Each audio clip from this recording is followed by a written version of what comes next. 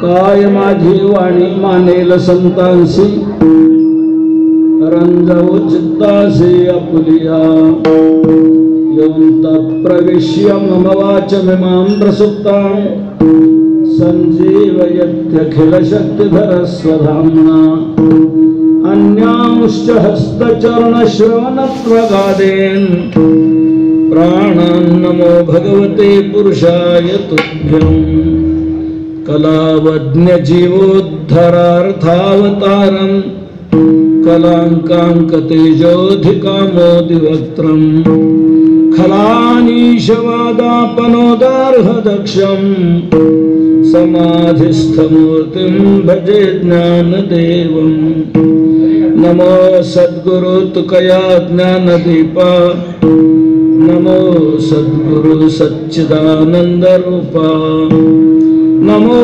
सद्गुरु भक्त कल्याण मूर्ते नमो सद्गुरु भास्करा पूर्ण कीर्ते संपाद्य ज्ञानैच विधाय भक्तिं विलोकितो येन समाधिराजः वैराग्यवन्तं सुविचारयुक्तं नमामि जोगं शिरसा गुरुं तम् आत्मरूप गणेश स्मरण सकळ विद्यांचे अधिकरण तेची वंदो श्री चरण श्री गुरूंचे ते नमस्कारणीयता काय नव्हे केले एका चिंतिता विठ्ठले सर्व साधनांचे सार भवसिंधू तरी पार साधकांचे मायबाप योग्यांची माऊली ज्ञानांचे शिरोमणी वैष्णवांचे मुकुटमणी सकल संत कंठभूषण आनंदीप अखंड समाधीन ज्ञानोबर आहे यांच्या जन्माने आणि संजीवन समाधीने पवित्र झालेला हा परिसर या परिसरामध्ये ज्ञानेश्वर ज्ञानोबा यांच्या नावाने ज्ञानेश्वर विद्यालय या ठिकाणी सुरू झालं आणि ज्ञानेश्वर विद्यालयाची वाटचाल फार दिवसापासून ही घडत आली अनेक विद्यार्थ्याचे शिक्षक झाले प्राचार्य झाले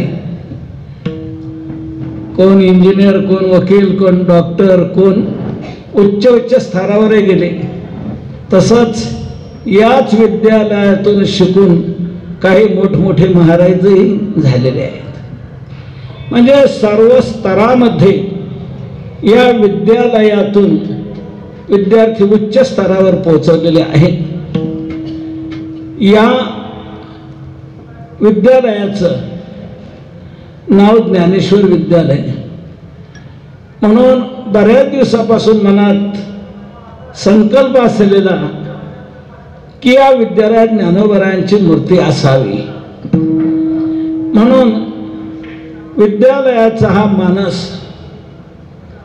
त्याबरोबरच त्याला सहाय्यक मिळाले ज्ञानेश्वर महाराज चरित्र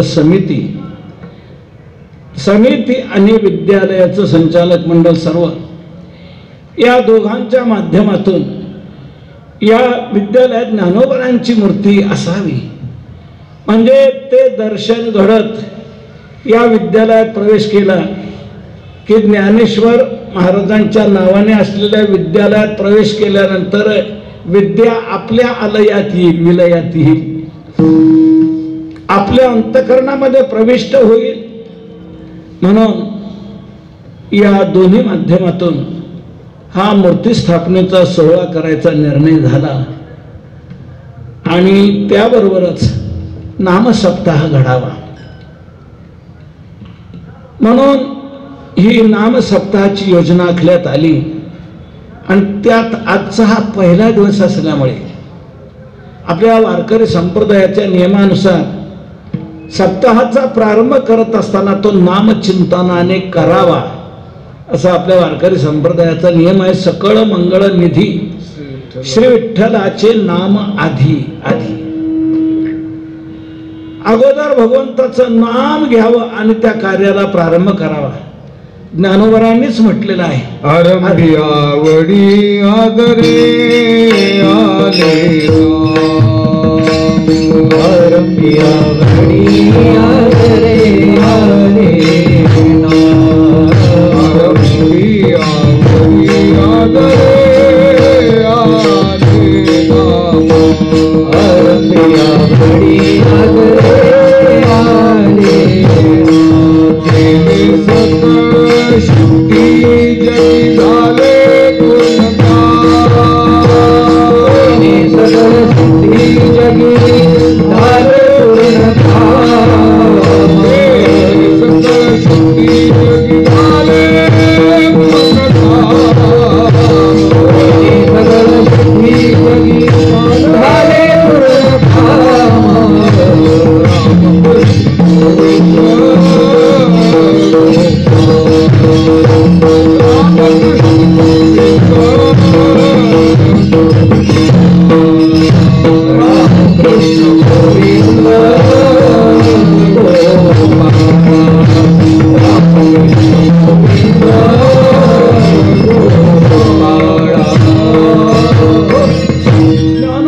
सांगतायत की कोणत्याही कार्याचा आरंभ जर आपण नामचिंतनाने केला तर ते नामचिंतन आपल्या अंतःकरणातल्या सगळ्या कामना पूर्णत्वाला नेत.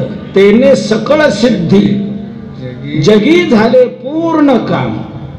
जगामध्ये सर्व सिद्धी या नामचिंतनाने प्राप्त होतात आणि सर्व काम पूर्णत्वाला येतं.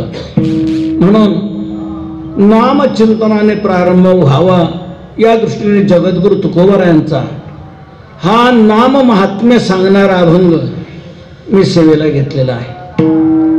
जगद्गुरु तुकोबारा या अभंगातून नामचिंतनाचा अलौकिक महिमा सांगतायत. तुकोबारा जे भूतलावर अवतीर्ण झाले ते जगाला सन्मार्ग दाखवण्याकरता, जीव रस्ता चुकलेल्या आहेत, आड रानातून धावतायत, म्हणून आड रानातून धावणाऱ्या जीवांना सन्मार्ग दाखवण्याकरता आम्ही इथे आलो, अशी तुकोबारांची स्पष्ट भाषा आहे. आम्ही वैकुंठवासी आलो या ठिकाणी, आम्ही वैकुंठवासी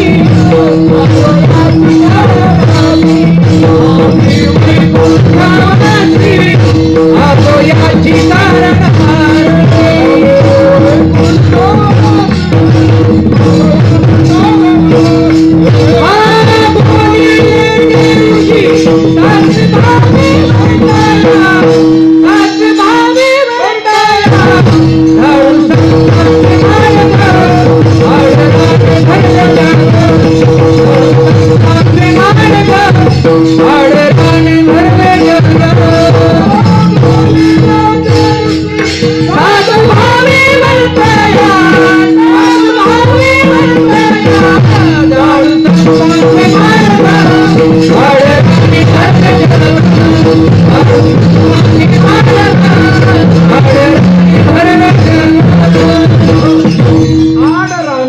पडले जग. तुकोबरा म्हणतात जग आड रानात प्रविष्ट झालेला आहे. योग्य रस्ता त्यांना कळत नाही, तो रस्ता दाखवण्याकरता आलो याची कारण असे. आपल्याला अशी जिज्ञासातून निर्माण झाली असेल की तुकोबराचा रस्ता दाखवण्याकरता इथे आले, तर त्यांनी रस्ता तरी मग नेमका कोणता दाखवला? तर त्यांनी रस्ता दाखवला तो नामचिंतनाचा. बाबांनो, नामचिंतन करा, हीच वाट तुम्ही धरा. तुका म्हणे तुम्ही चला याची वाटे, याच वाटेने तुम्ही चला. ज्ञानोबरांनी म्हटलेले आहे, तरी झडझडवली वहिला निघे भक्तीचे वाटेला, जिया पावसी अव्यंग निज धाम माझे. ही वाट तुम्ही धरा. तुकोबरा वेगवेगळ्या पद्धतीने लोकांना समजून सांगतायत. अन्य वाटा, देवाकडे जाण्याच्या अनेक वाटा आहेत, अनेक मार्ग आहेत. देवाने स्वतः म्हटलेले आहे, ज्ञानोबरा ज्ञानेश्वरीत स्पष्ट सांगतात, म्हणून पार्था पाही प्रवेशावया माझ्या ठाई, उपायांची नाही वाणी येत. उपायांना कमतरता नाही. जसे प्रत्येक गावाला येणारे अनेक मार्ग असतात, सर्व दिशाकडून त्या गावाला जाता येतं, तसं भगवंताकडे देखील जाण्याचे अनेक जे मार्ग आहेत, अनेक ज्या वाटा आहेत, त्या वाटांमध्ये सर्वांना जाता येण्यासारखी अशी सोपी वाट आणि हमीची वाट, खात्रीची वाट जर कोणती असेल तर ती नामचिंतनाची आहे. अन्य वाटा कलियुगात उपयोगाच्या नाहीत. तुकोबारांच्या भाषेत जर बोलायचं झालं तर अन्य वाटांना कलियुगात झालाय टीबी. अवघ्या वाटा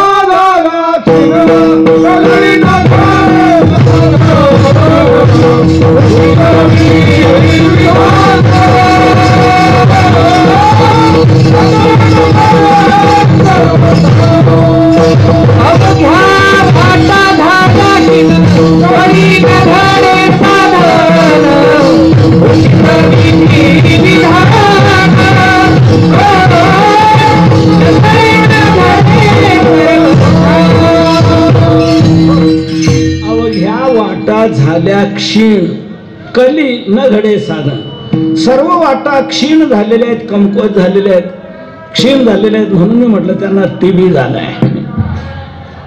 कलियुगात त्यांचं साधन घडू शकत नाही. म्हणून कलियुगात निश्चित घडणारं साधन, हमीचं साधन नामचिंतन आहे. म्हणून हीच वाट तुम्ही धरा. तुकोबरा वेगवेगळ्या पद्धतीने समजून सांगतात.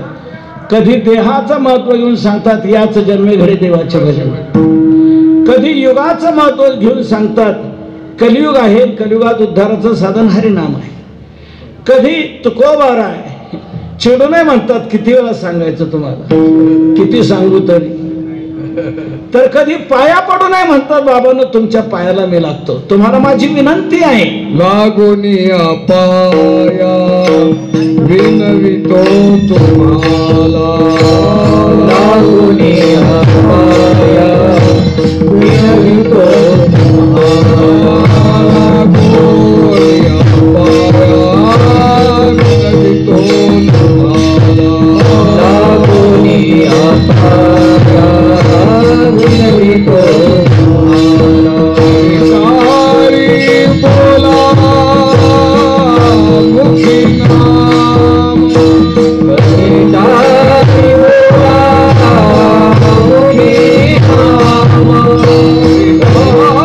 सारी बोला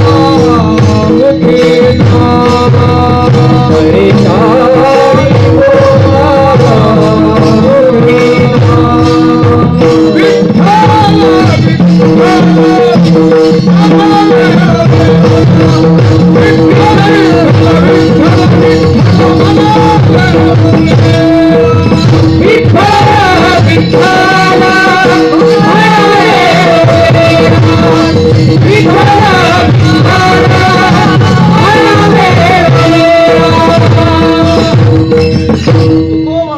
कधी विनंती करून पाया पडू नये म्हणावं, बाबांनो तुम्हाला माझं एक म्हणणं आहे. लागून या पाया विनवितो तुम्हाला. किती तुकोबरा आहे खाली आले, तो तुमच्या पायाला लागतो म्हणतात. कोणी कोणाच्या पायाला लागायचं असतं.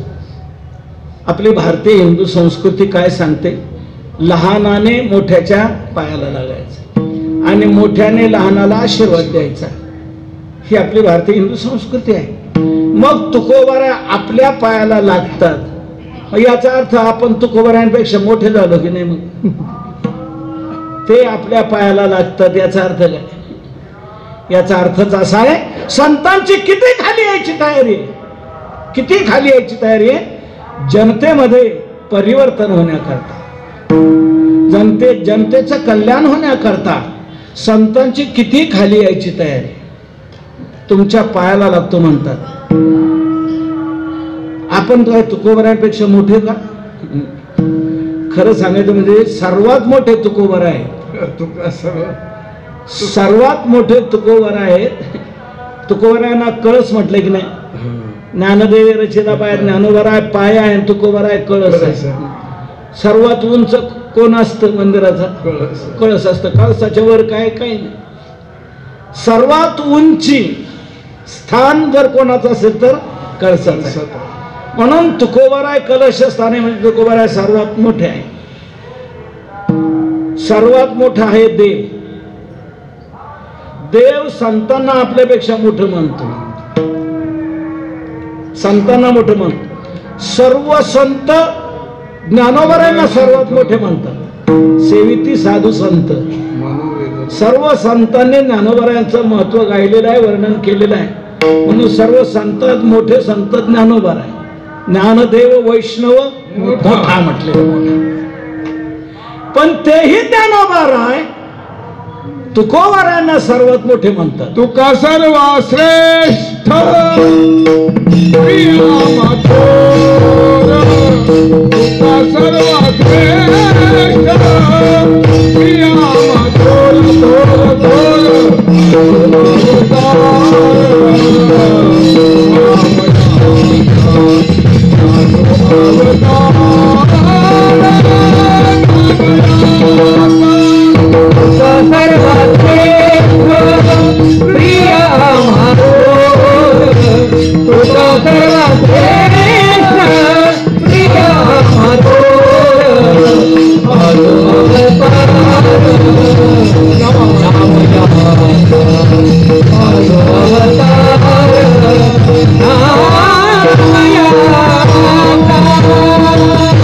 प्रसंग असा, अनगडशा फकीराच्या शापाने रामेश्वर भट्टाच्या अंगाचा दाह व्हायला लागला.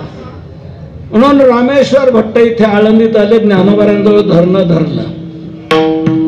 ज्ञानोबारा म्हणतो तू इथे नको जाऊ, तू देहूला जा तुकोबारांकडे. रामेश्वर भट्ट म्हणतात कोण तुकोबारा आहे, मला तुम्ही कुठे तिकडे जायला सांगता? ज्ञानोबारा म्हणतात तुकोबारा कोण म्हणतो तू? तुकोबारांना ओळखत नाही. तुकोबारा कोण आहे? सामान्य नाही तुकोबारा आहे. ज्ञानोबारा म्हणतात तुकोबारा सर्वात श्रेष्ठ आहे. तुका सर्वात श्रेष्ठ प्रिय आम्हा थोर. आम्हाला ते प्रिय आहे, आम्हाला ते थोर आहेत. सर्वात श्रेष्ठ माझ्या नामदेवरायांचा ते अवतार आहे. माझे प्रिय प्रेमी नामदेवराय काजो अवतार नाम याचा. त्याची तुझं काही घडली रे निंदा, म्हणून या बाधा जडली तुझं. दर्शनेची तुझ्या दोषा परिहार स्वप्नी सविस्तर सांगितले. ज्ञानोबारायांनी सांगितलं, स्वप्न सविस्तर सांगितलं. तू त्यांच्याकडे जा, दर्शनेची तुझ्या दोषा परिहार स्वप्नी सविस्तर सांगितले. असे सर्वात थोर असणारे तुकोबारा पण सर्वात खाली येऊन तुमच्या पायाला लागतो म्हणतात. याचा अर्थ असा, संतांची किती खाली यायची तयारी समाजामध्ये परिवर्तन होण्याकरता, समाजाचं भलं होण्याकरता, कल्याण होण्याकरता तुकोबारा म्हणतो तुमच्या पायाला लागतो. तुम्हाला माझी विनंती आहे. काय म्हणणं तुकोबारा आहे?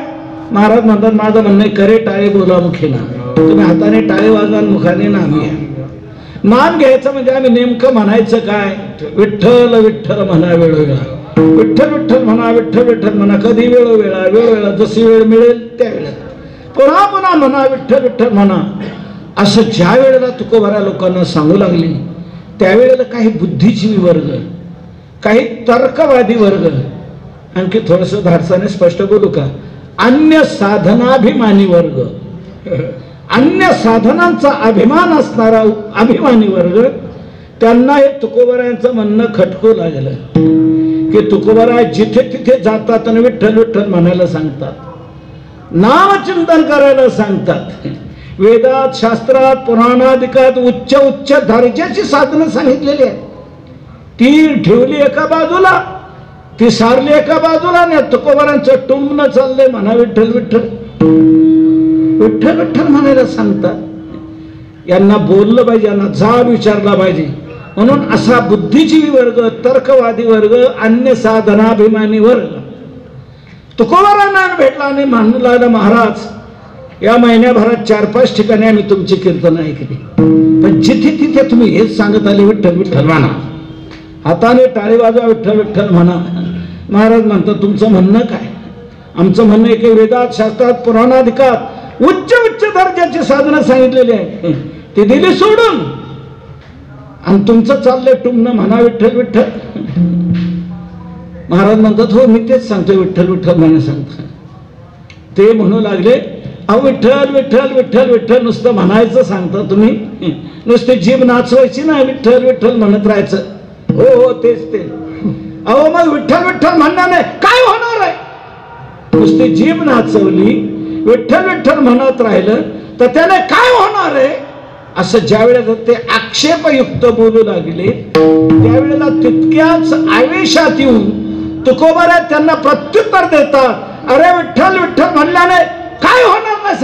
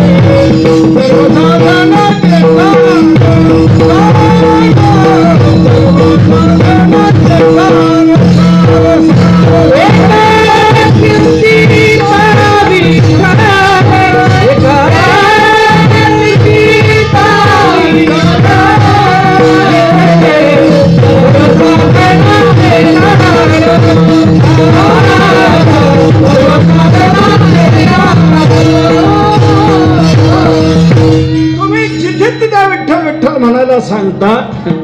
ते विठ्ठल विठ्ठल असं चिंतन केल्याने काय होणार आहे?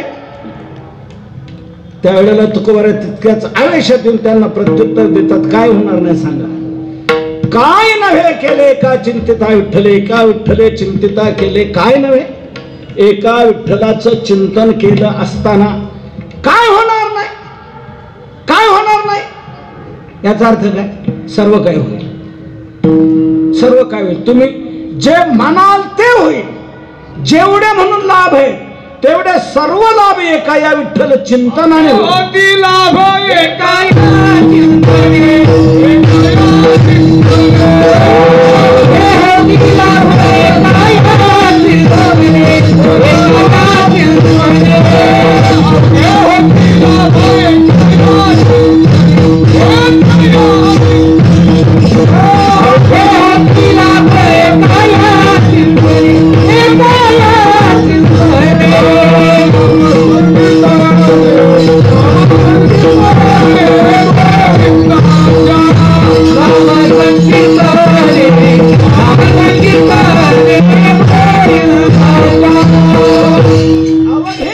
लाभ एका या चिंतने, या एका चिंतने अवघे लाभ होते.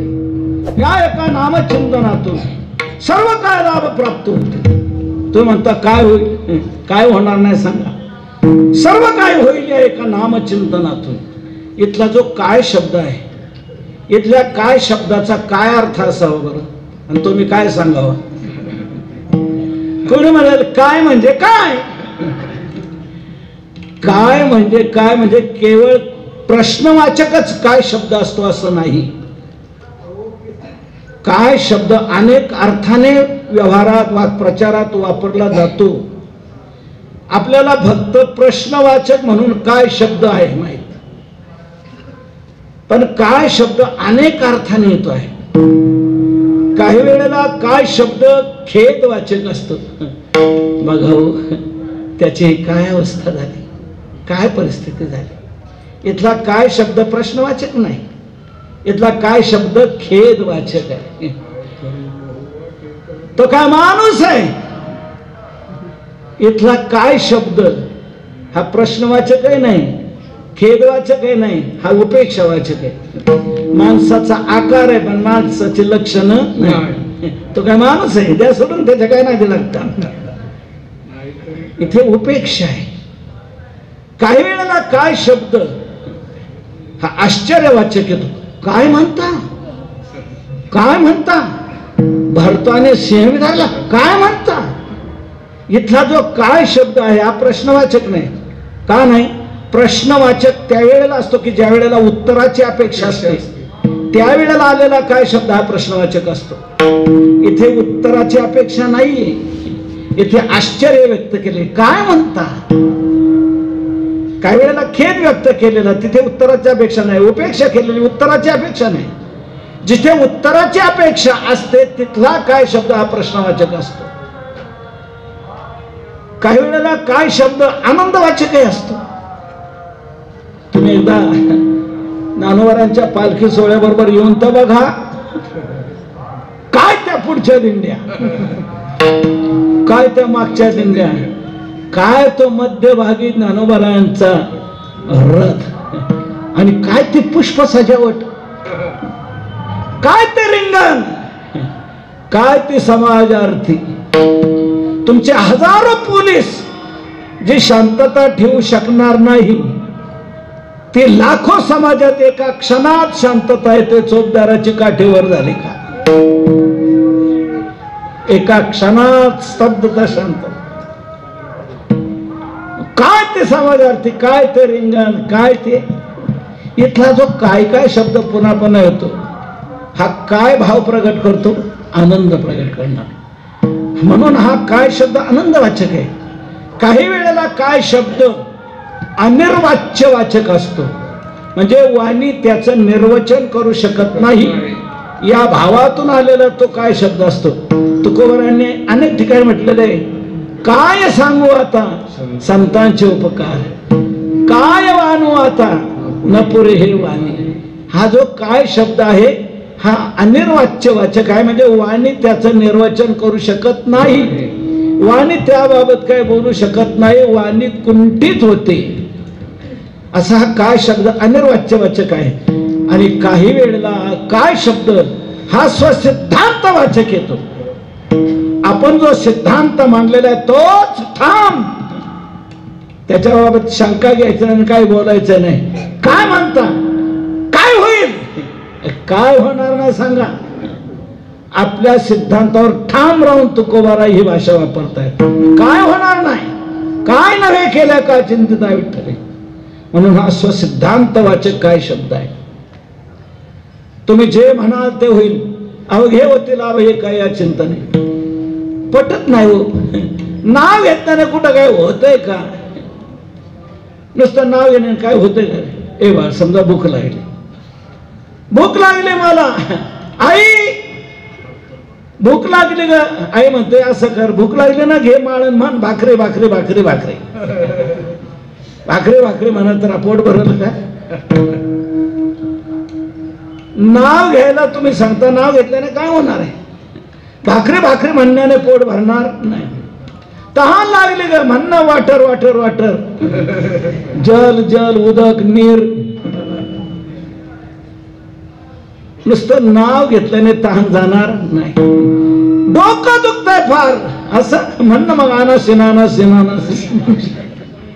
डोकं दुखायचं राहील का? तोंड पोळलं फार म्हणणं, मग साखर साखर साखर. तोंड गोड होईल का? नाव घेतल्याने कुठेच काही अनुभव असा दिसून येत नाही. आणि तुकोबारा तुम्ही विठ्ठल विठ्ठल म्हणायला सांगता, काय होणार आहे नाव घेतलं घेतल्याने. तुकोबारा म्हणतात विठ्ठलाचं नाव घेतल्याने काय होणार नाही हे माझं म्हणणं आहे. आपण नाव घेताना काही दिसत नाही ना, लौकिकात काही असा अनुभव दिसत नाही नाव घेण्यातून काही लाभ. तर याला माझं उत्तर असं आहे, भाकरी भाकरी म्हणण्याने पोट भरू शकत नाही. नाहीच. का नाही भरू शकणार? भाकरी भाकरी आपण किती म्हणत राहिलो तर भाकरीला ते कळू शकत नाही. भाकरीच्या ठिकाणी स्वसंवेद्यत्वही नाही, परवेद्यत्वही नाही. ती स्वतःला जाणू शकत नाही की मी भाकरी आहे आणि मला खाल्ल्यानंतर लोकांचं पोट भरत असतं हे भाकरीला माहित नाही. म्हणजे ती स्वतःला जाणत नाही. तसंच दुसऱ्याला भूक लागलेले तो माझा जप करतोय, माझी आठवण करतोय, मी इथे टोपल्यात 50 पडलेला आहे, मी काय करायचंय म्हणून दुसऱ्याची भूक आहे त्या भाकरीला कळू शकत नाही. म्हणजे दुसऱ्याची भूक जाणत नाही आणि स्वतःच्या ठिकाणी मी भाकरी मला खाल्ल्यानंतर भूक जास्त हे तिला जाणीव नाही. ती जड आहे. म्हणून भाकरीचं नाव किती घेतल्याने पोट भरणार नाही. पण तुकोबारा म्हणतात आम्ही तुम्हाला विठ्ठलाचं नाव घ्यायला सांगतो, तो आमचा विठ्ठल जड नाही, तो चेतन आहे, तो सर्व व्यापक आहे, सर्वांतर्यामी आहे, तो करुणाघन आहे.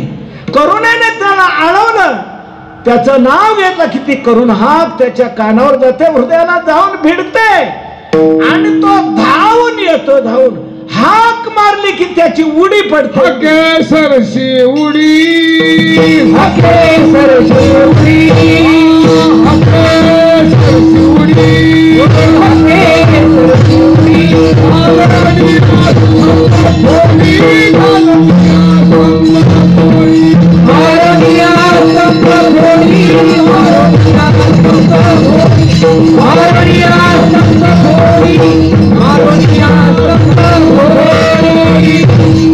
सरसी उडी घालून स्तंभ फोडी ऐशी कृपावंत कोण? माझे विठाई करिता आठव आठव धावोनिया घाली कव ऐशी कृपावंत कोण? माझे विठाई वाच. तो भगवान चेतन आहे, तो सर्वांतर्यामी आहे, सर्व व्यापक आहे, दयाघन करुणाघन आहे. करुणेने आळवलेला ती करुण हात त्याच्या कानावर जाते, हृदयाला येऊन भिडते. म्हणून तो उसळून येतो, धावून येतो आणि नामधारकाचं अरिष्ट दूर करतो. नामामध्ये ही ताकद आहे भगवंताला खेचण्याची, ओढण्याची. म्हणून तुकोबारा म्हणतात नाम चिंतनाने काय होणार नाही सांगा. ती करुण हात त्याच्या कानावर जाते, तो धावून येतो.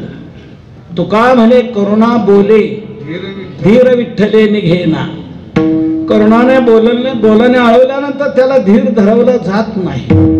ती करुण हात त्याच्या हृदयाला जाऊन भेटते, तो सोडून येतो. त्या बिरबल बादशहाच्या पुस्तकातील गोष्ट आलेली. काय त्या बादशहाचं डोकं फिरलं कोण असतं. तो म्हणाला जा बिरबल को बुलाओ. एका सेवकाला सांगितलं जा. तो धावत धावत गेला. बिरबल जी आपको साहब ने बुलाया. क्यों? क्या पता हमें आपको बुलाया. ठीक है मैं आता हूं, कह दो पूजा पाठ करके मैं आता हूं. बिरबलाची पूजा आटोपल्यानंतर आला. जी सरकार क्यों बुलाया? अरे बैठ इथं बैठ. बिरबलाच्या त्या बादशाच्या पदरी अनेक पंडित होते, पण कोणत्याच पंडितानं दिलेलं उत्तर त्या बादशाला पटायचं नाही. बिरबलाने उत्तर दिलं की त्याचं समाधान झालं. म्हणून तुमला बिरबलाला अरे इसलिए तुमको बुलाया मैंने, मैं जब नगर में घूमता था उसी समय नगर में आप हिंदू लोगों के जो जो मंदिरें हैं उस मंदिरों में कथा चल रही थी. मैं जाता था रास्ते से तो ऐसा सुनने में आया, वो कथाकार कहते थे विठ्ठल विठ्ठल कहो, राम राम कहो, कृष्ण कृष्ण कहो, भगवान का नाम लो, ऐसा कहते थे. क्यों रे? नाम लेने से क्या होता है? विठल विठल विठल कहने से क्या होगा? राम राम कहने से क्या होगा? राम राम राम राम में है ही क्या? दो तो अक्षर है, रर्रा खरा और माँ और मम्मा कमा, ये तो दो अक्षर है, इससे क्या होगा? तुम लोगों का समय व्यर्थ बिताते हैं, नाम लेने को कहते हैं, मूर्ख कहा के बेवकूफ.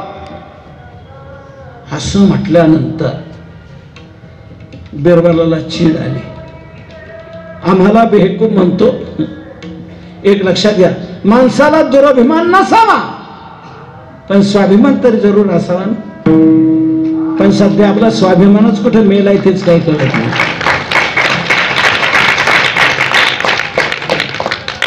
आपल्या देवदेवतांच्या विटंबना होतात, धर्मग्रंथांच्या विटंबना होतात, तरी आपल्याला काही वाटत नाही. पण बिरबलाचा स्वाभिमान जागा झाला आणि आम्हाला बेवकूफ म्हणतो, मूर्ख म्हणतो. बोल, अरे नाम लेने से क्या होगा? राम राम राम राम कहने से क्या होगा? अरे शक्कर शक्कर कहने से मुंह कभी मीठा होता है क्या? तो राम राम कहने से क्या होगा रे मूर्ख. राहुल नाही बिरबलाला. तो राहिला नुसर उठला म्हणला, सरकार आप गधे है गधे. बिरबल बादशाहाला काय म्हटला? आप गधे है गधे. गधे है म्हटला बरोबर. आता तो बादशाह उसर उठला, मुझे गद्दा कहता है, मुझे गद्दा कहता है. सरकार आपको ही मैंने गद्दा कहा, लेकिन गद्दा में है ही क्या? तो दो तो अक्षर है, गग्गा का गा और धद्दा का धा. ये तो दो अक्षर ही है, इससे क्या हो गया? अरे क्या हो गया? मुझे गद्दा कहा ना तुमने, आपको ही मैंने गद्दा कहा, लेकिन गद्दा कहने से क्या हो गया? बोलो ना.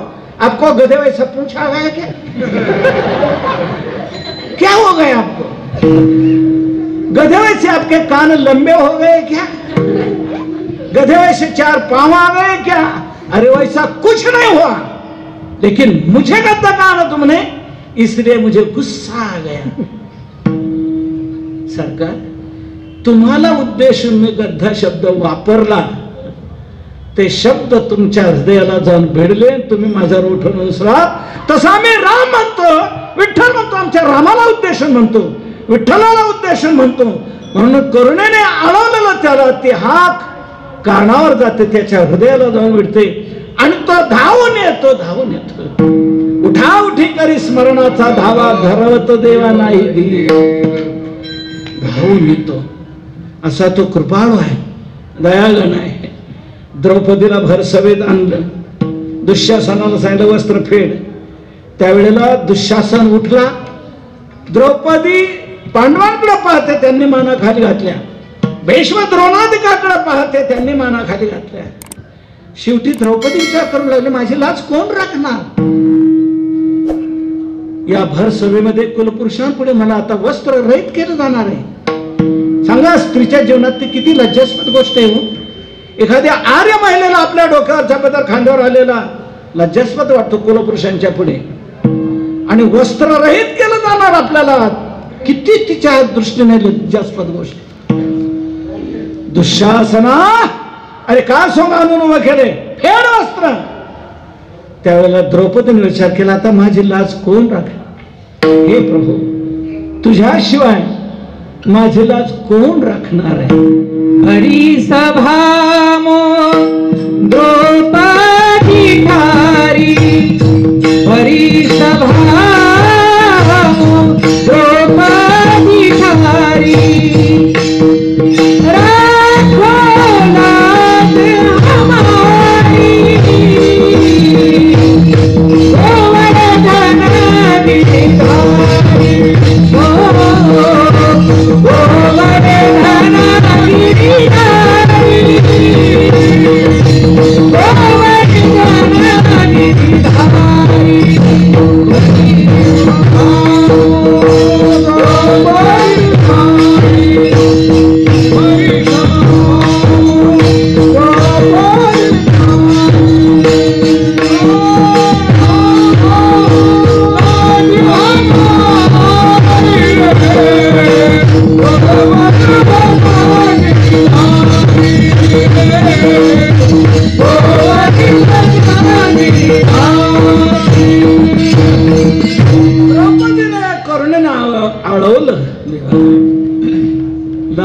देखो हमारे तुम बिन मेरी कौन खबर ले गोवर्धन गिरिधारी.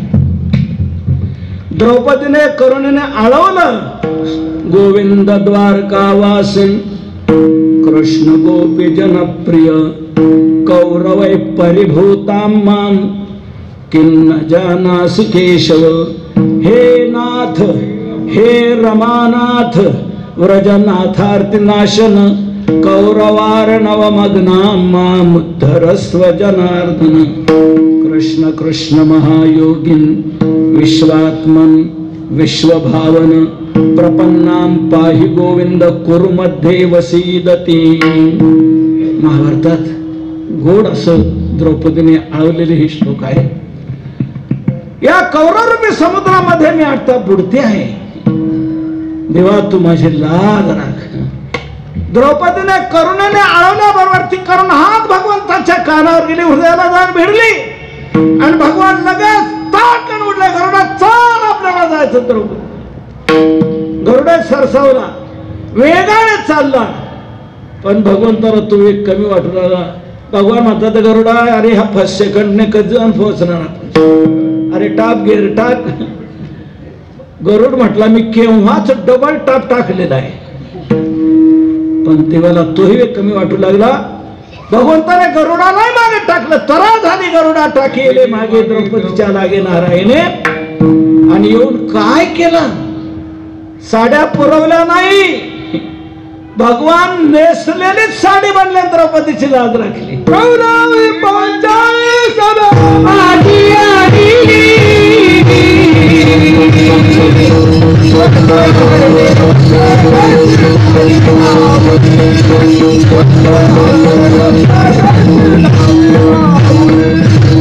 कौरवे पांचाली सभे माझी आली. मस्ते कैसी धागी माऊली. मस्ते कैसी धागी माऊली. कौरवी पांचाळी सभे माझी आणली. वस्त्रहरणे वस्त्रे कशी झाली माऊली. भगवान नेसलेली साडी बनले. नेसलेली. भगवंताने साड्या पुरवल्या नाही. भगवान किती साड्या पुरवू शकले असते. साधा खेड्यातला फडतोस दुकानदार गिरायकाच्या पुढे 100-200 साड्या टाकू शकतो. हा तर भगवान आहे, मोठा स्टॉकिस्ट आहे. तो किती साड्या टाकू शकला असता. पण देवाने विचार केला जो मूर्ख फेडायला लागलेला आहे तो काय निसू देईल का? मग साड्या किती टाकून उपयोग काय होणार? एक बनलं पाहिजे. आपल्याला नेसलेली साडी बनलं पाहिजे तर उपयोग आहे. भागवतात अतिशय गोड उभे. द्रौपदीशी देता वस्त्र घडी नेसता दिसेल ते उघडी. या लागी लवड सवडी नेसती लुगडी सोय झालो. भगवान म्हणतात नेसलेलीच साडी मी म्हणलो. तू फेड किती फेडतो? आत नेसलेली तयार. फेड आत नेसलेली तयार. पांचाळी गांजिता वैरी वस्त्रे आपण झाला हरी. वस्त्रे आपण झाला हरी. पांचाळी गांजिता वैरी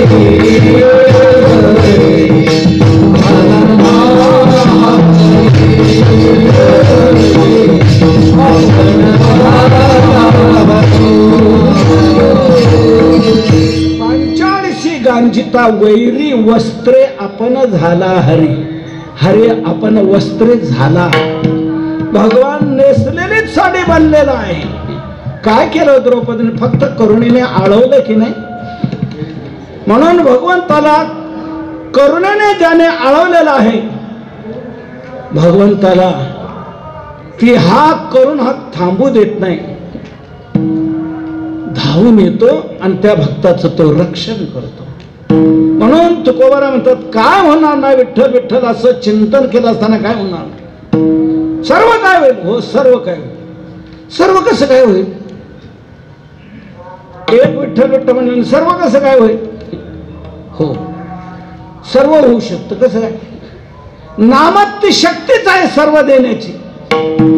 वस्तू सामर्थ्य शक्तीचा कोणी बाद करू शकत नाही. ज्ञानोबारांनी ज्ञानेश्वरीच्या पहिल्याच अध्यायात पहिल्याच नमनामध्ये हे स्पष्ट केलेलं आहे. एथ वस्तू सामर्थ्य शक्ती. नवल काय?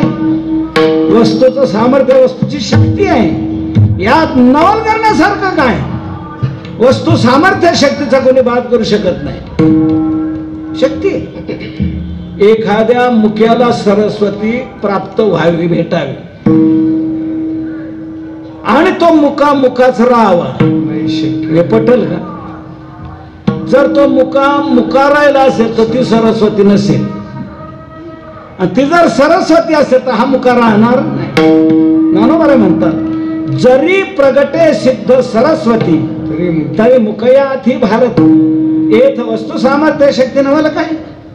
वस्तूचं सामर्थ्य आहे. एखाद्या वस्तूमध्ये अनेक फलं देण्याचं सामर्थ्य असू शकतं.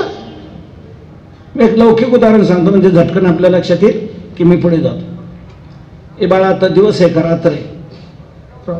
रात्र आहे. रात्रीला उजेड असतो का अंधार असतो? अंधार असतो. मग आता इथे काय? रात्रीला अंधार असतो, तू सांगितलं ना. मग आता तर रात्र आहे, मग इथे अंधार कुठे आहे? इथे काय आहे? उजेड आहे. हा उजेड कोणी दिला आपल्याला? कोणी दिला आपल्याला? विजेने दिला की नाही? उजेड विजेने दिला आहे की नाही? माझा आवाज लांबपर्यंत पोहोचवायचं काम कोणी केलं? विजेने केलं आहे की नाही? उजेड विजेने दिला, आवाज लांब पोहोचवण्याचं काम विजेने केलं. गरम होतं फार नारायण महाराज. पंखा म्हणजे कोणी आणू नका, मी उदाहरणात सांगतोय. पंखाला होतं जरा गरम होतंय. हवा कोणी दिली? विजेनेच दिली की नाही? उजेड विजेने दिला, आवाज मोठा विजेने केला, हवा विजेने दिली. मला चावत नाही, जरा शेंगदाण्याचा कूट करून देता का? शेंगदाण्याचा कूट कोणी करून दिला? विजेने दिला की नाही? एकदा म्हणला मला गरम पाणी पाहिजे, हो गरम पाणी देता का? गरम पाणी कोणी दिलं? विजेने दिलं. एकदा म्हणला ना मला थंड पाणी हवं आहे, थंड पाणी देता का? थंड पाणी कोणी दिलं? गरम आहे विजेनेच, थंड विजेनेच. हे दोन विरुद्ध कार्य आहेत, दोन विरुद्ध धर्म आहेत, पण ती दोन्ही विरुद्ध कार्य एकच वीज करते. तुम्ही गरम म्हणाल तर गरमही देते, थंड म्हणाल तर थंडही पाणी देते. मी तासभर सांगत बसेल. एकच वीज आपल्याला किती अंगाने उपयोगाला आली, कितीतरी अंगाने उपयोगाला येते. हे लौकिक तुम्ही आम्ही निर्माण केलेली वीज आहे.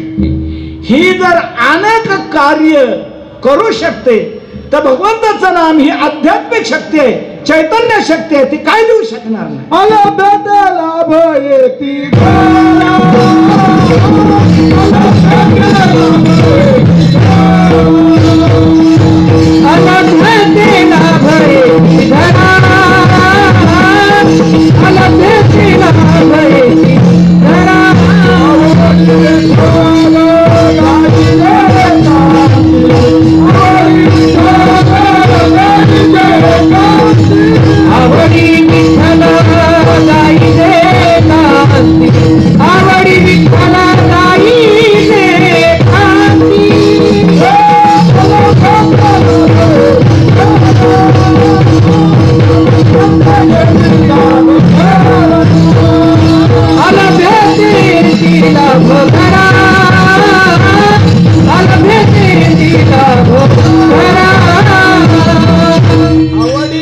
गाईचे एकांती अलभ्यते येती लाभ घरा.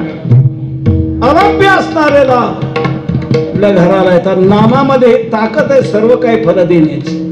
हेच साधन रे तुझं सर्व सिद्धीचे. अवघेच लाभ पैसे या घरा येती भावधरा एक एक आहे. न लगे हलावे चालावे बाहेर अवघेच घरी पैसे द्या. सर्व काही एक नाम चिंतन तुम्हाला देऊ शकेल अशी शक्ती आहे. म्हणून तुकोबारा म्हणतात काय नव्हे केले का चिंतित आहे विठ्ठले. महाराज एक नाम चिंतन जर सर्व काय फल देणार आहे हे तुमचं म्हणणं आहे, मग वेदात शास्त्रात पुराणाधिकात इतर साधनं सांगितली तरी कशा करता? मग एक नाम जर सर्व काय देणार आहे तर इतर साधनं शास्त्रात वेदात पुराणाधिकात सांगितलीच कशा करता? तुकोबरा म्हणतो तू सांगितलीच कशा करता असं म्हणतो. तर त्याला मी स्पष्ट उत्तर देऊ शकतो. सांगितलं एवढंच करता तुमच्यासारख्या अविश्वासी लोकांकरता, ज्यांचा नामावर विश्वास नाही, नामावर ज्याची श्रद्धा नाही, असे अविश्वासी लोकांकरता इतर साधन आहेत. जा दाबादाबीन कोंडाकोंडी करा, काय करायचं ते करा. नामावर ज्याची श्रद्धा आहे त्याला दुसऱ्या साधनाची गरज नाही कुठली.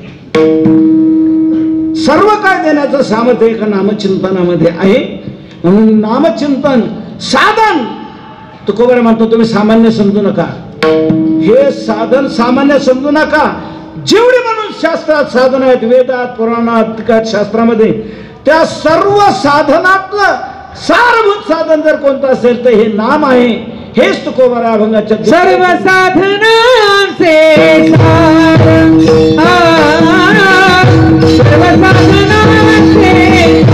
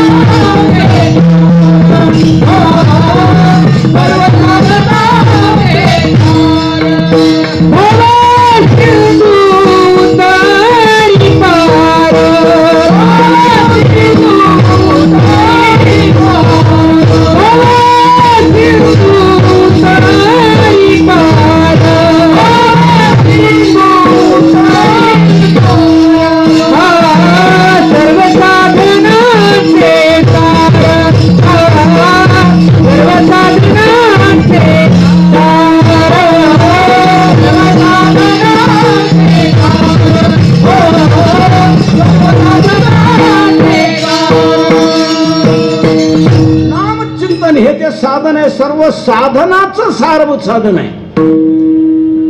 आपण दह्याचं घुसळण करतो की नाही, दह्याचं मंथन करतो. मंथन केल्यानंतर त्या घुसळण्यातून काय निघतं? लोणी. लोणी हे दह्यातलं काय आहे? सार आहे. लोणी काढल्यानंतर खाली काय राहतं? ताक. ताक कसं आहे? असार आहे. लोणी हे त्या दह्यातलं सार आहे. दह्याचं मंथन केलंय, घुसळण केलं, त्याच्यातून कण कण कण शोधून काढलेलं आहे आणि त्याचा लोण्याचा गोळा बनलेला आहे. दह्यातलं ते सार आहे लोणी. लोणी काढल्यानंतर खाली राहतं ते ताक. ते असार आहे, त्याच्यात काही नाही. ताक म्हणजे काय? सोप्या भाषेत सांगा, ताक कशाला म्हणतात? ज्याच्यात काहीच ताकद राहिलेली नसते त्याला म्हणतात ताक. भाताचं शितई ज्याला पचत नसेल त्याला जगण्याकरता आधार म्हणून डॉक्टर म्हणतात ताक घेत जा, कसं तर 2 दिवस ढकलशील. लोणी त्यातलं सार आहे. तसं पूर्वी सर्व संतांनी एक मीटिंग घेतली की अनेक लोकात प्रवाद केले जातात. हे साधन भारी, ते साधन श्रेष्ठ, ते साधन श्रेष्ठ. कोण काय सांगतंय, कोण काय सांगतंय. त्यावेळेला हा भ्रम जनतेमध्ये राहू नये आणि कोणतं साधन सर्वात श्रेष्ठ आहे हा निष्कर्षही जनतेच्या हातात यावा म्हणून सर्व संतांनी एक तातडीची मीटिंग घेतली आणि ती एकांतात जाऊन घेतली.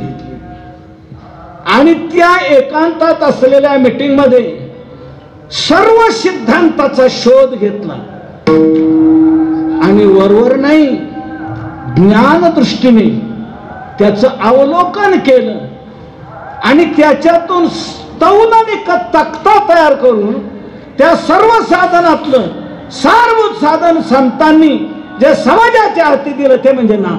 सर्व संत एकांती बळी झाले, संत एकांती बळी झाले, सर्व सिद्धांत शोधिले,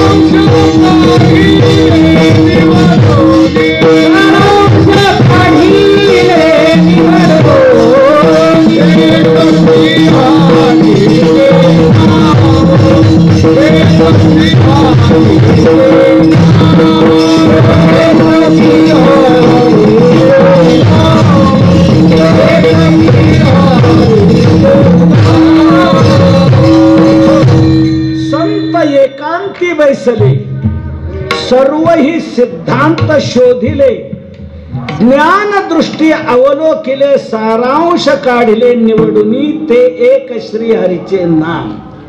म्हणून सर्व साधनाचे सार सार सार सार विठोबा नाम तुझे सार. इतकंच नव्हे, तुकोबात आणखी पुढची भाषा वापरतात, नाम साराचे ही सार, शरणागत यमकिंकर. असं सर्व साधनाचं सारभूत साधन भगवंताचं नाम आहे. फलात कमजोर समजू नका, फलात तर महान आहे, भवसिंधू तरी पार. भवसिंधूच्या पैलथडीला नेऊन पोहोचवणारं साधन म्हणजे नाम आहे.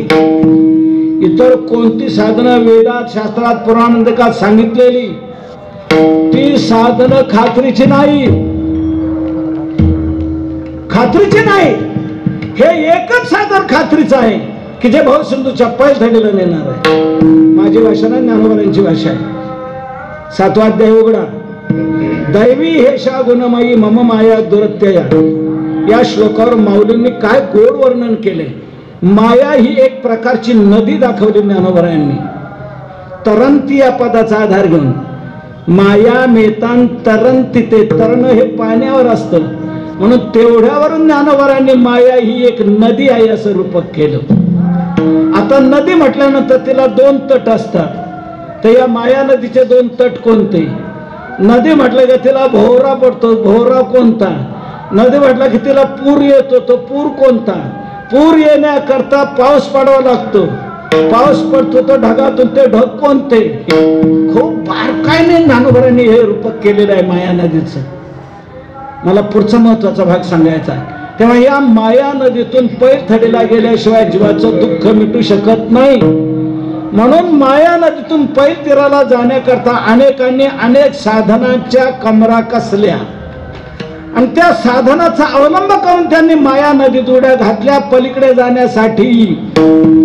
परंतु ज्ञानोबा म्हणतात ते त्या साधनाने पलीकडे गेले असा एकाचाही मोबाईल आला नाही.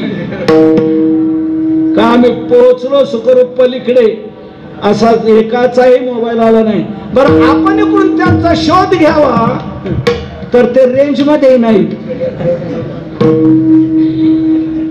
माझी भाषा ज्ञानोबरांची भाषा आहे. एक स्वयंबुद्धीच्या बाही रिघाले तयाची शुद्धीची नाही. म्हणून मी म्हटलं रेंज मध्ये नाही, शोधच लागत नाही ना. आपण इकडून पुष्कळ प्रयत्न करतो. एक जाणीवेच्या डोही गर्वेची गिळले पण पलीकडे नाही गेली. एकी वैसेचे झाड बांधले मग मनमथाचे कासे लागले, ते विषय मगरी सांडले चघळून या पण पलीकडे नाही गेली.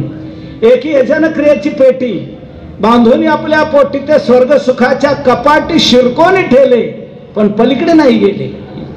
एकी मोक्षी लागावयाची आशा केला कर्मबाह्यांचा भरोसा, ते पडले वळसा विधी निषेधाच्या भोवऱ्यात ते सापडले पण पलीकडे नाही गेले. कोणत्याच साधनाने पलीकडे गेले असा एकही पुरावा ज्ञानोबरांनी दिला नाही. कोणीच नाही हे गेले. ज्ञानोबा मग कोणीच जाऊ शकत नाही का पलीकडे? ज्ञानोबा म्हणतात एकच जाऊ शकतात, एकाच. एथ एकच लीला तरले जे सर्व भावे मज भजले, तया आईलीच थडिये सरले माया जग. एकच लीलेने फक्त तरुण गेले जे सर्व भावे मज भजले. माझं स्मरण चिंतन भजन ज्यांनी केलं तेच तरुण जाऊ शकतात. म्हणून खात्रीचं साधन नामचिंतन भक्ती हेच ज्ञानोबरांनी सिद्ध करून दिले 7व्या अध्यायामध्ये.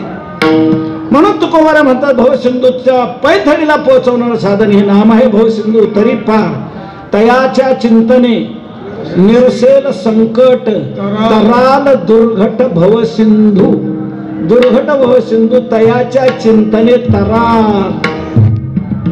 अनुभव सिंधू तरी पार. महाराज ठीक आहे, सर्व साधनाचं सारभूत साधन हे आहे, पण याला सहाय्यक म्हणून इतर साधनं केली तर काय हरकत आहे का? एक सहाय्यक म्हणून तुकोबारा म्हणतात गरजच नाही ना. सहाय्य कोणाला घ्यावं लागतं? जो स्वतः कमकुवत असेल त्याला दुसऱ्याचं सहाय्य घ्यावं लागतं. काठी कोणाला घ्यावी लागते? हातात चालताना त्याचा तोल जातो, त्याला काठी घ्यावी लागते. जो स्वतः सक्षम आहे त्याला दुसऱ्याचा आधार घेण्याचे, काठीचा आधार घेण्याची गरज नाही. तसं नामचिंतन हे सक्षम साधन आहे, प्रभावी साधन आहे. याला दुसऱ्या कोणत्या साधनाचा आधार घेण्याची गरज नाही. नाम म्हणे तया अनेक साधन, ऐसे तो वचन बोलू नये, बोलूच नाही. नामचिंतन करणाऱ्याला दुसऱ्या साधनाची गरज नाही. उलट सांगू, दुसरी साधना करणाऱ्याला नामाचा आधार घेण्याची गरज आहे. दुसरी साधना करणाऱ्यांना आपल्या साधनेचंही फल मिळण्याकरता नामाचा आधार घेण्याची गरज आहे. उदाहरण देऊ का? ज्ञानोबारांचं सांगतो उदाहरण. ज्ञानोबारांनी सांगितलंय तीर्थयात्रा हे एक साधन आहे की नाही? जवळ हे सगळं सिद्ध आहे. तीर्थयात्रा करणाऱ्याने नामचिंतन केलंच पाहिजे, ज्ञानोबारांचं म्हणणं आहे. तीर्थयात्रा करणाऱ्याने जर नामचिंतन केलं नाही तर त्या तीर्थयात्रा त्याला फल देऊ शकत नाही. चित्त नाही नामी तरी तो व्यर्थ, चित्त नाही नामी तरी तो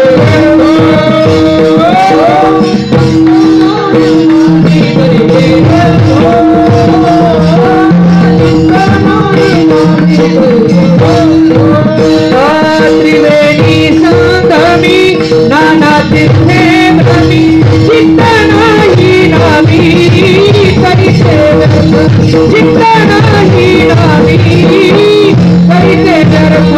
त्रिवेणी संगमी नाना तीर्थे भ्रमी, चित्त नाही नामी तरी ते व्यर्थ,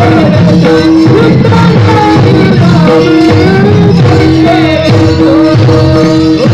ज्ञानोबा हरिपाठामध्ये सांगतात त्रिवेणी संगमाला जा, काना नाना तीर्थांचं परिभ्रमण कर, पण तुझं चित्त जर नामाच्या ठिकाणी नसेल तर त्या तीर्थयात्रेचं फल तुला मिळणार नाही. चित्त नाही नामी तरी ते व्यर्थ.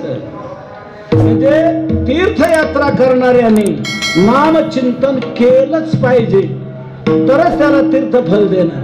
का? तीर्थ म्हणतात आम्हाला जे पावित्र्य आले ते नामामुळे आलेले आहे. तीर्थे तया ठाया येती पुनीत व्हावया, म्हणून आमच्या ठिकाणी सामर्थ्य नामधारकामुळे आलेले आहे, नामस्मरणामुळे आलेले आहे. आणि तू जर नामस्मरणाला मानत नसेल तर आम्ही तुला फल देऊ शकणार नाही. म्हणून तीर्थयात्रा करणाऱ्याला नामाचा आधार घेण्याची गरज आहे, पण नामचिंतन करणाऱ्याला तीर्थयात्रा करायलाच पाहिजे त्याने असं नाही. सकळही घडले तीर्थाटन, त्या नराला धले वैकुंठ जोडले, सकळही घडले तीर्थाटन. नामस्मरण जो करतोय त्याला तीर्थयात्रेला जाण्याची गरजच नाही. तीर्थ त्याच्या तिथे येतात, त्याच्या जवळ येतात, तीर्थे तया ठाया. म्हणून नामचिंतन हे स्वतंत्र शक्तिशाली साधन आहे, त्याला अन्य साधनाची गरज नाही. एक सुंदर तुलसीदास प्रभूंचा दोहा आहे, अतिशय मार्मिक ओवा आहे, दोहा आहे. अन्य साधनापेक्षा नामचिंतन साधन सर्वात श्रेष्ठ कसं आहे? खूप सुंदर दोहा आहे. तुलसीदास प्रभू म्हणतात राम नाम को अंक है, सब साधन है सून, अंक गए कछु हाथ नहीं, अंक रहे 10 गुण. नामचिंतन हे साधन जे आहे ना, हा अंक आहे, अंक. आणि इतर साधन जे जे आहेत ती सगळी साधन म्हणजे शून्य आहेत, शून्य. सब साधन आहे शून. शून्य म्हणजे काय? शून्य कशाला म्हणतात? ज्याला काहीच किंमत नसते त्याला शून्य म्हटलं जातं. शून्याला काहीच किंमत नाही. तुम्ही इथून मंत्रालयापर्यंत शून्य देत चला आणि अर्थमंत्र्यांना विनंती करा याला काहीतरी किंमत द्या, त्या सगळ्या शून्यांची किंमत ते शून्यच सांगतील, त्याला काही किंमत नाही. म्हणून इतर साधन म्हणजे शून्य आहे आणि नाम साधन हे अंक आहे. अंकाला स्वतंत्र किंमत आहे, अंकाला स्वतंत्र किंमत आहे, शून्याला स्वतंत्र किंमत नाही. 5, 55, 555, 5055 अंक जो आहे त्या अंकाला किंमत आहे. शून्याला किंमत नाही. तसं अन्य साधनांना किंमत नाही. अन्य साधन म्हणजे शून्य आहेत तुलसीदास म्हणतात. आणि राम नामस्मरण हे साधन म्हणजे अंक आहे. शून्याला काहीच किंमत नाही. आता मी तुम्हाला सांगतो, शून्याला काहीच किंमत नाही. पण शून्याला किंमत यावी असं जर वाटत असेल तर त्याला एक मार्ग आहे माझ्याजवळ. काय? शून्यालाही किंमत यावी असं वाटत असेल तर शून्याने एक करावं, अंकाजवळ जावं. शून्याने स्वतंत्र राहू नये, शून्याने अंकाजवळ जावं. अंकाजवळ गेला की शून्याला किंमत येईल की नाही? एकाच्या पुढे जर शून्य गेला काय होईल? आता 10 झाले की नाही? शून्यामुळे शून्याला किंमत आली की नाही? आता शून्याला किंमत आली, तिथे 10 झाले. म्हणजे या शून्याने किती वाढले? 9 वाढले की नाही? पहिला 1 आणि त्याच्यावर शून्य दिल्याने 10 झाले. म्हणजे या शून्यातून 9 वाढले, 10 झाले. म्हणजे शून्याला किंमत आली किंवा अंकाजवळ आला. ते या 10वर एक शून्य द्या, किती झाले? आता 100 झाले. आता या शून्याने किती वाढवले? 90. 90. पहिले 10 आहेत, त्याच्यावर शून्य दिलं, 100 झाले. म्हणजे या शून्याने 90 वाढवलं. 100वर एक शून्य द्या, 1000. आता या शून्याने किती वाढले? 900 वाढले. या 1000वर एक शून्य द्या, किती झाले? 10,000. या शून्याने किती वाढले? 9,000 आहे की नाही? आता 10,000 झाले. आता या 10,000वर एक शून्य द्या आणि मागचा एकाचा आकडा पुसून टाका. आता किती वाढवले? आणि काहीच नाही, सगळे गेले. का? अंक गेला. म्हणून शून्याला काहीच आता किंमत राहिली नाही. शून्याला किंमत आली, पहिल्या शून्याने 9 वाढवले का तो अंक जवळ होता. त्या शून्याने 9 वाढवले, दुसऱ्या शून्याने 90 वाढवले, तिसऱ्याने 900 वाढवले, चौथ्याने 9,000 वाढवले आणि 5व्याने काहीच नाही. का? शून्य अंक राहिला नाही म्हणून. अंक गए कछु हात नाही, अंक रहे दसगुण. दुसरं नाम साधन हे अंक स्वरूपाचं आहे आणि सर्व साधन हे शून्य आहे. म्हणून सर्व साधनाला किंमत यावी वाटते तर त्याने नामाजवळ यावं. नामचिंतन सर्व काय देऊ शकतं, सर्व काही. ज्याने नामचिंतन केलं ना, तुकोबाराय म्हणतात त्याने सगळी साधना केली. अभंगाच्या 3ऱ्या चरणात सांगितलं,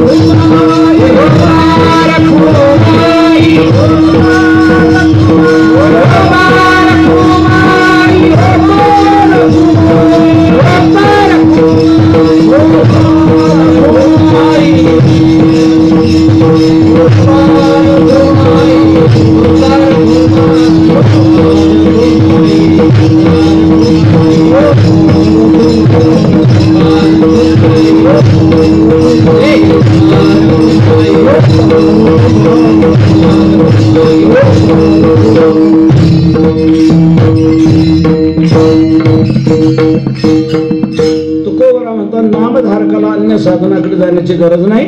नामचिंतन सर्व काही साधनाची प्राप्ती करून, फळाची प्राप्ती करून देणार आहे. ज्याने नामचिंतन केलं त्याने सगळी साधनं केली. योग याग तपे केली तयाने अमुपे, तयाने योग याग तपे अमुपी केली. त्याने योग याग तप अमुप केले, अफाट अमर्याद केली. का? त्या अन्य साधनाचे फल नामाने मिळते. म्हणून नामचिंतन ज्याने केलं त्याने योगही केला, यज्ञही केला, तपही केलं. कारण दोन दृष्टीने सांगता येईल, फलदृष्ट्या आणि अर्थदृष्ट्या आणि स्वरूपदृष्ट्या. फलदृष्ट्या आणि स्वरूपदृष्ट्या. फलदृष्ट्या असं, योगाचं जे फल आहे ते नामाने मिळणं, म्हणजे नामचिंतन करणाऱ्याने योगही केलं की नाही. योगाचं फल काय? समाधी. योगाचं फल समाधी आहे. मग नामचिंतन करणाऱ्याला सहज जर समाधी लागते तर नामचिंतन केलं त्याने योगही केला की नाही. योग्याला तरी समाधी लागते, ती फार दाबादाबी कोंडाकोंडी करून, फार त्रास घेऊन, म्हणजे त्याला 7 अंगातून पहिलं जावं लागतं. यम, नियम, आसन, प्राणायाम, प्रत्याहार, धारणा, ध्यान आणि मग 8वी समाधी. या 7 अंगाचं त्याला अनुष्ठान करत करत जावं लागतं. त्यावेळेला त्याला समाधी मिळते. इथे नामधारकाला कोणत्याच अंगाकडे जाण्याची गरज नाही. नामचिंतन केलं का सगळे तिथे आलं, लागली समाधी. लुप्त झाली नादी, लागली समाधी. कोणाला? मूढ जन, नर नारी, लोकारे, पंडित, ज्ञानी, योगी, महानुभाव, एकच सिद्ध साधक आहे. सर्वांना नामाने समाधी लागते. योग्याला त्याची ती 7 अंग करील त्यावेळेला समाधी आहे. याला सहज समाधी म्हणजे योगाचं फल नामाने मिळालं, म्हणजे नामचिंतन ज्याने केलं त्याने योगही केला की नाही. यज्ञाचं फल लोकांतराची प्राप्ती, नामाने सहज वैकुंठ भुवनी घरी केली, योग यज्ञ केला. आणि तपाचं फल आहे अलौकिक, दुस्तर दुराप असणार साध्य होणं. नामाने ते सर्व होतं. म्हणून ज्याने नामचिंतन केलं त्याने तपही केलं. योग याग तपे केली त्याने अमृत. आता स्वरूपदृष्ट्या सांगतो, नामचिंतन हाच खरा योग आहे. इतर जे योग आहे हा खरे योग नाही, ते आडनावाचे. नामचिंतन हाच खरा योग आहे. मी नाही सांगत, कुरुक्षेत्राच्या रणमैदानावर भगवंताने कर्तव्य परांगमुख होणाऱ्या अर्जुनाला खरा योग कोणता ते सांगितले. आणि ते 6व्या अध्यायातच योगाच्याच अध्यायात सांगितले. शेवटचा श्लोक बघा आपण, योगिनामपि सर्वेषाम,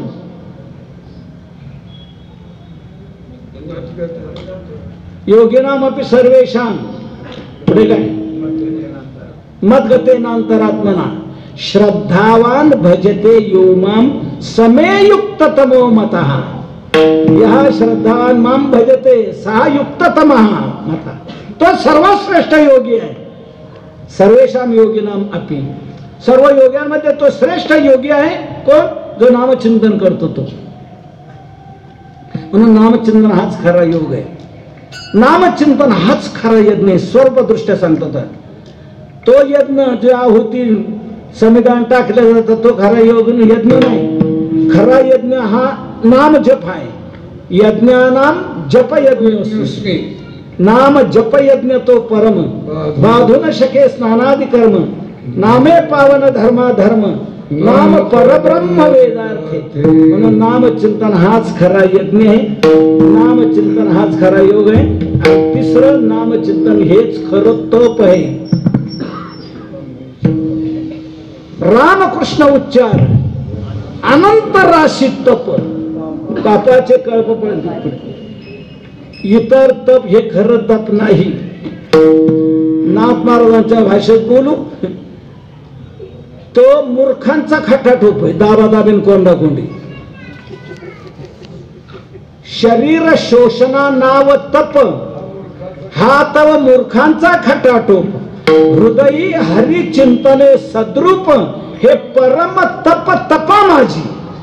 सर्व तपात श्रेष्ठ तप हृदयी हरी चिंतने सद्रूप. शरीर शोषणा नाव तप हा तो मूर्खांचा खटाटोप म्हटलं. म्हणून सर्वात श्रेष्ठ तप नामचिंतन आहे. हे स्वरूपदृष्ट्या सांगितलं. योग याग तपे केली तयाने अमुपे, सर्व साधनांचे सार भव सिंधू तरी पार. तेव्हा ते अन्य साधनाभिमानी आलेले ना, त्यांचा गर्वच गेला, शांत झाले.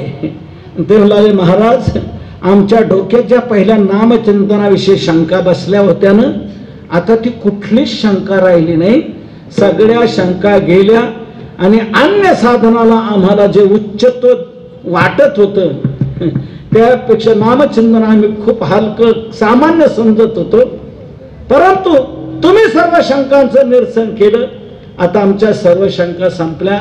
आता आम्ही एकच अपेक्षा करतो, आम्ही नेमकं काय करावं ते तुम्ही सांगा.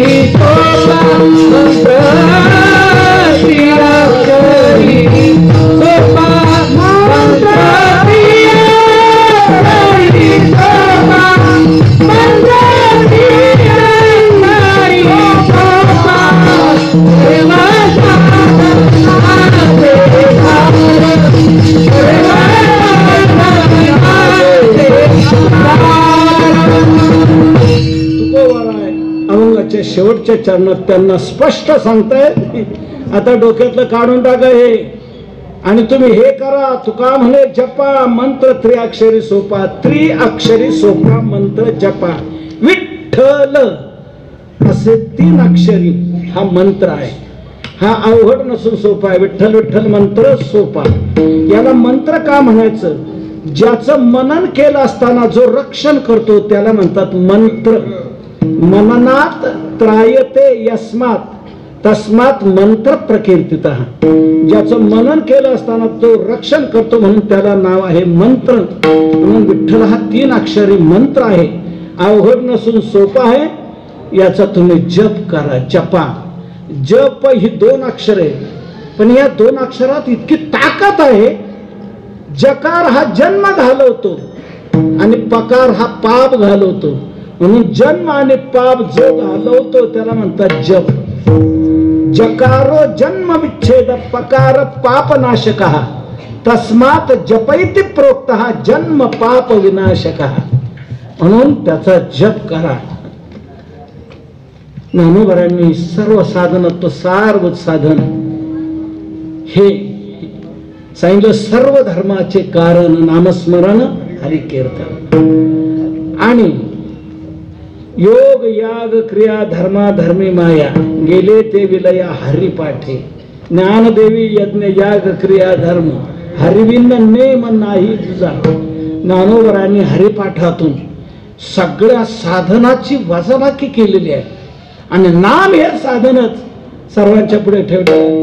ज्ञानोबरा तुम्ही हे नाम साधन आमच्या पुढे ठेवता, सर्व साधनापेक्षा श्रेष्ठ सांगता. तुमच्या पुढे कोणी ठेवलं? तुम्हाला हे साधन कोणी सांगितलं?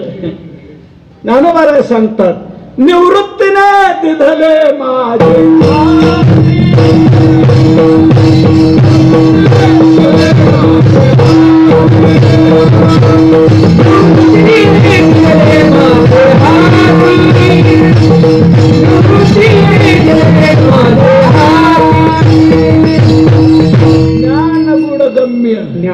ज्ञानदेवा लाधले निवृत्तीने दिधले माझे हाती. निवृत्तीनाथाने माझ्या हातात दिलं. निवृत्तीनाथाने काय काय दिलं तुमच्या हातात? दिधले संपूर्ण माझे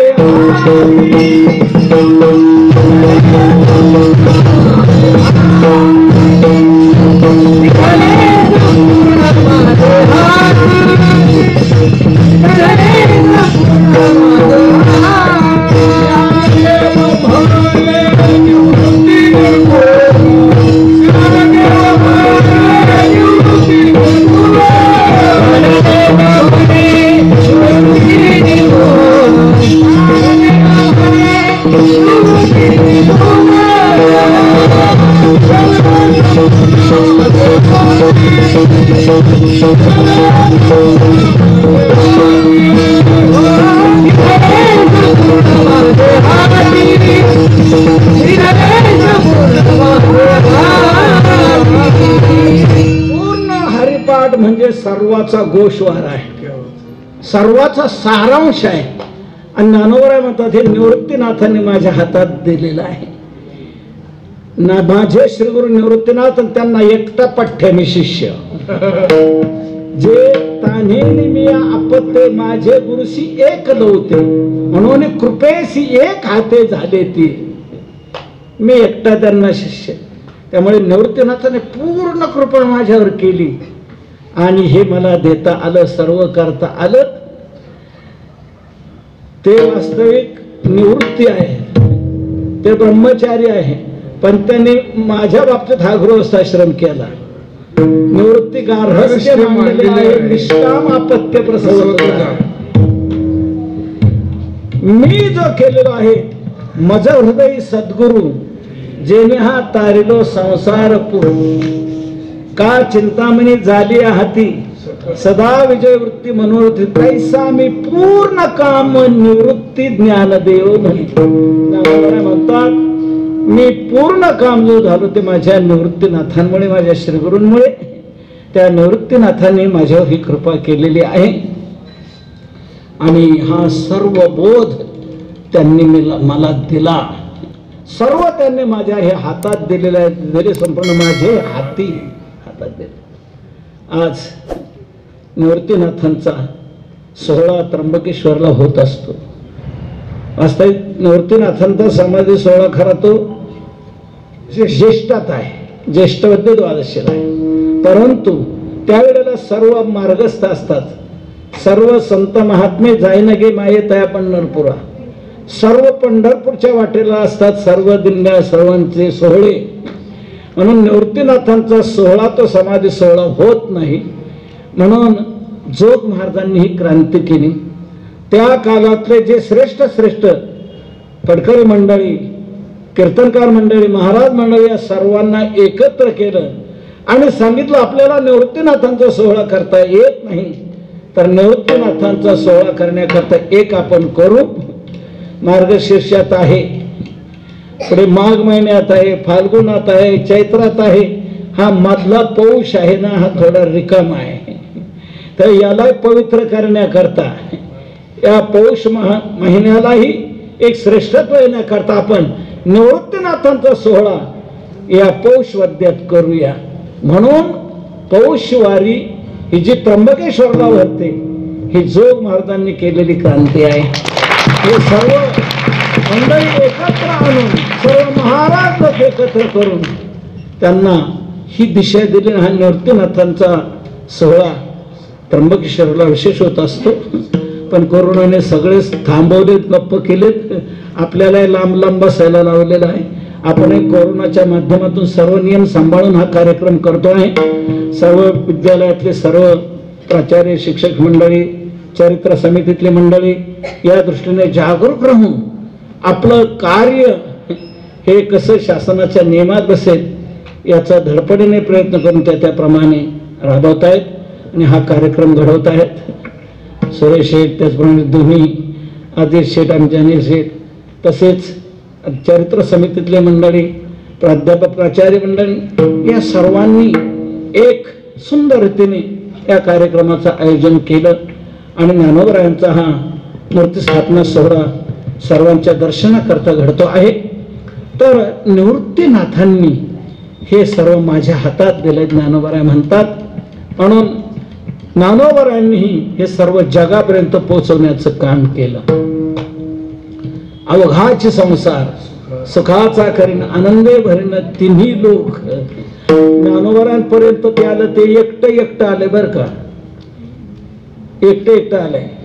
आदिनाथ उमा बीजे प्रगटले मच्छिंद्राला सण. आदिनाथाने मच्छिंद्रनाथाला एकच, मच्छिंद्रनाथाने गोरक्षनाथांना एकच, गोरक्षनाथाने गैनीनाथांना, गैनीनाथाने निवृत्तीनाथांना एक शिष्य एक गुरु. हा रूढला साच व्यवहार. निवृत्तीनाथांनी ज्ञानोबरायांना दिलं, पण ज्ञानोबरायांनी मात्र विचार केला हा चिक्कूपणा काही कामाचा नाही. एकाने एकाला, एकाने एकाचा, एकाने एकाचाच उद्धार केला. आम जनतेचा सर्व जगाचा उद्धार होणार केव्हा, सर्वांपर्यंत पोहोचणार केव्हा. म्हणून ज्ञानोबरायांनी ही क्रांती घडवली आणि जे गुह्य चालत आलेलं ना त्यांनी प्रगट करून टाकलं. प्रगट गुह्य बोले विश्व ब्रह्मची केले. विश्व पूर्ण विश्वाला हे देऊन टाकलं. उघडोनी वेदार्थाचा ठेवा, उघडोनी वेदार्थाचा ठेवा, उघडोनी वेदार्थाचा ठेवा, उघडोनी वेदार्थाचा ठेवा. शिवा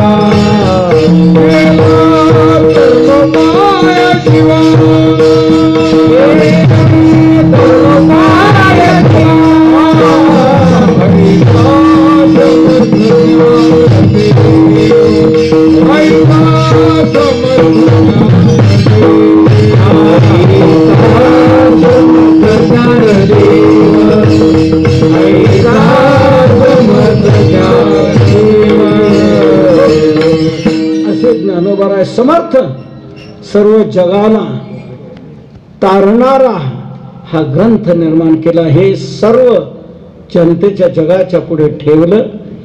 त्या ज्ञानोबरायांचं दर्शन सर्वांना घडावं या दृष्टीने चरित्र समिती आणि विद्यालयातले सर्व या संयुक्त विद्यमाने हे कार्य घडतं. त्यानिमित्ताने हा नामसप्ताह घडतो आहे.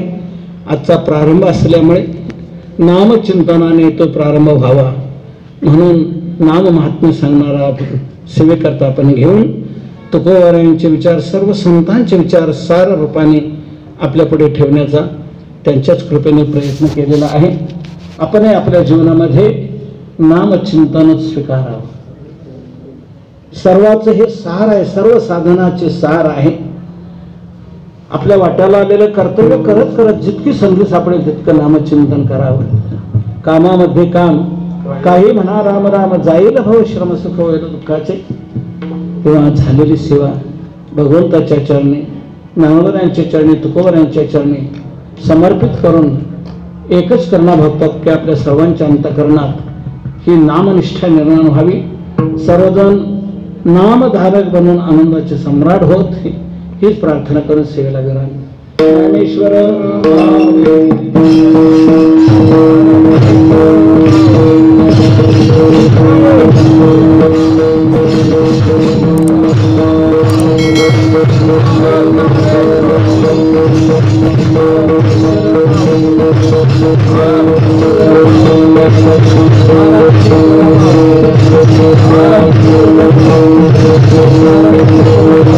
Thank you.